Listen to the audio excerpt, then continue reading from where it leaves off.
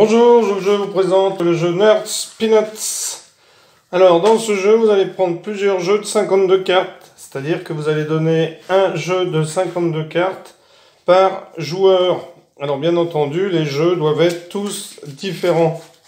Le but du jeu, c'est de marquer dans ce jeu des points, et le joueur qui arrive jusqu'à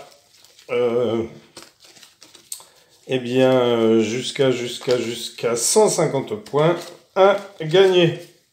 Alors, comment est-ce que vous allez jouer? Eh bien, vous allez tout simplement prendre plusieurs jeux de 52 cartes et vous allez en donner un à chaque joueur. Donc ici, je vais jouer avec un jeu, je vais pas jouer avec les autres jeux, mais vous allez avoir une zone avec tous les as du jeu, des différents jeux. C'est-à-dire, si on a 4 joueurs, eh bien, il y aura forcément 16 as. Et tous les joueurs pourront poser des cartes en même temps sur les as. Alors, comment vous allez jouer? Eh bien, chaque joueur mélange son jeu, puis place 4 cartes qu'il va retourner. Alors là, je remets mes cartes à l'endroit, parce qu'il y en a à l'envers, à l'endroit. Donc, vous allez placer des cartes. Donc, par exemple, ici, alors vous les tirez, bien entendu, au hasard. Alors, ici, le joueur aurait, par exemple, tiré, alors c'est moi, hein, je joue ici.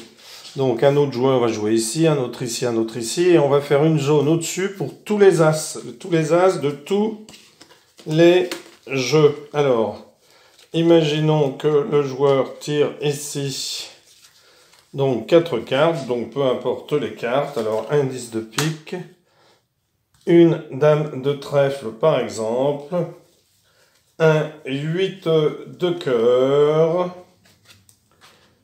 hein, on les tire au hasard dans son jeu, et un 5 de pique par exemple. Hein, je prends mon jeu, puis je les tire, hop. Donc j'ai tiré ces cartes-là. Ensuite, je vais en prendre 13. 1, 2, 3, 4, 5, 6, 7, 8, 9, 10, 11, 12, 13. Que je vais mettre ici, ce sera le Nert. Et je retourne la première. Donc, quand les joueurs ont tous fait ça, hein, on attend et un joueur va dire Go. Alors, toutes les autres cartes sont dans ma main comme ceci. Donc, je vais retourner les cartes qui sont dans ma main par 3 comme ceci. Et je vais pouvoir les mettre en dessous de ces 4-là, si ça correspond. Alors là, je pourrais mettre un 4. Là, je pourrais mettre un 7. Là, je pourrais mettre un valet. Et là, je pourrais mettre un 9. Donc, vous égrenez vos cartes comme ceci. Donc ici, par exemple, un 4. Alors, ça peut être tout 4 de n'importe quelle couleur. Et les as, vous les sortez. À partir du moment où un as est sorti ici, il est pour tout le monde. C'est-à-dire que si un autre joueur, par exemple, dans son jeu, a un 2 de pique, eh bien, il va pouvoir mettre le 2 de pique par-dessus.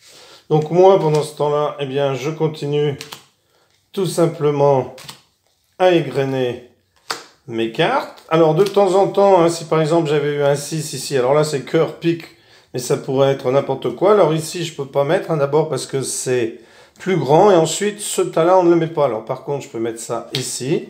Et maintenant, je peux prendre le 2 qui est ici, je le mets ici. Alors, ici, par exemple, regardez, je vais mettre le 9.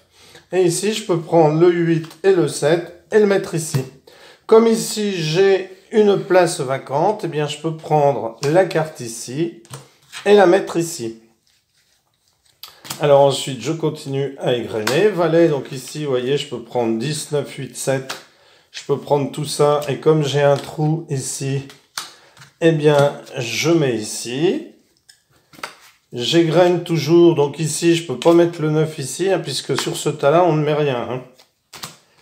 Valet, je peux le mettre ici. Je peux ensuite sortir mon 10, mon 9. Je retourne ici, je la mets ici. Je peux mettre tout ici avec la dame. Je retourne ici, je mets ici. Alors les joueurs jouent simultanément, hein, tous. Ici, vous voyez, je peux mettre le 2 de pique, puisque aucun joueur ne l'aurait mis d'ici là. Alors bien sûr, des tas vont se remplir avec les as.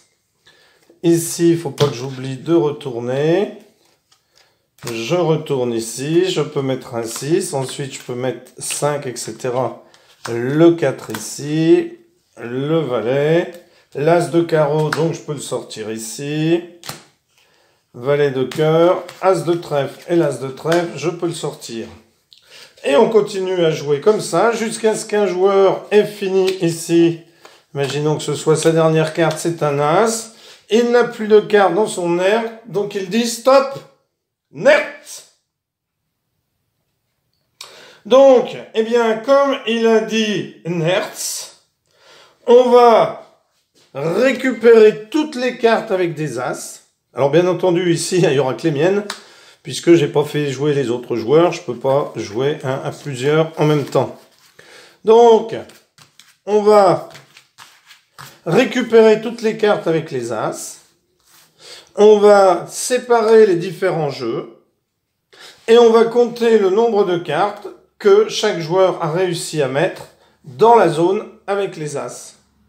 Et cela va constituer les points. Ce sera un point par carte qui appartient aux joueurs qui ont réussi à les mettre. Et on va perdre 2 points. Donc ici, moi, je ne perdrai pas de points puisque c'est moi qui ai annoncé nertz. Donc j'ai vidé mon tas nert. Donc ce ne sera pas moi qui perdrai les points ici, mais tous les autres joueurs vont perdre 2 points par carte qui leur reste dans leur nert.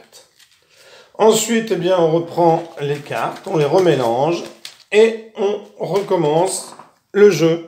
Le premier joueur à attendre 150 points a gagné. Voilà, merci pour avoir suivi cette vidéo et à bientôt pour une nouvelle vidéo. Au revoir.